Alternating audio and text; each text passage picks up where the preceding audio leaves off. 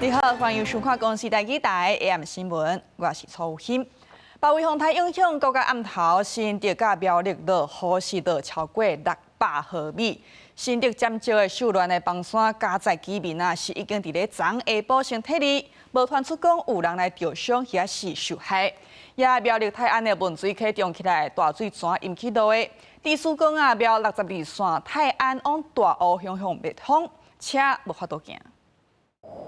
山區的路攏予土水佔咧，苗栗泰安溫泉區的文水溪因為大雨暴漲，予泰安鄉的連外道路苗62線加做溪啊，部分積水深已經到卡達夫，造成泰安往大湖方向交通攏斷去。土石流的一個這個橫起橫流，造成路面路橋全部都是這個土石流。因為我們在前一天就有事先做好防台的準備工作。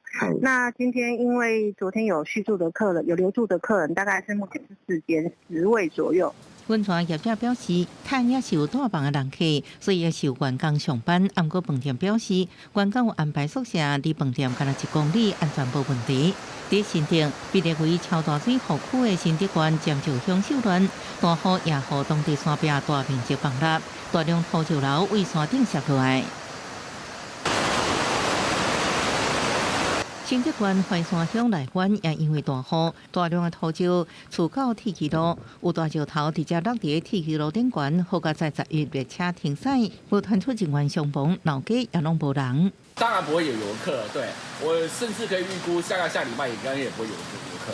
五峰鄉的縣道112線43.5公里附近衝出土水，真濟路段佫發生大面積崩塌，部分路段無法度通過。新竹縣長楊文科也到場了解。先15峰已經撤離了1000多個我們的鄉親了哈，那我想他們就按照撤離的規定在那邊。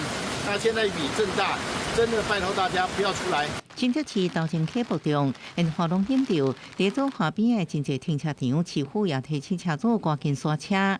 我們今天還是先以救災為優先，先將我們的災情控制住，人民的這個市民朋友的生命財產安全的這個損害降到最低為原則。根據氣象處統計，到11下晡5點，新竹縣五峰鄉雨量上濟超過650毫米，苗栗南莊也有613毫米，山區的雨也佫在落，提醒民眾愛細緻。記者綜合報道。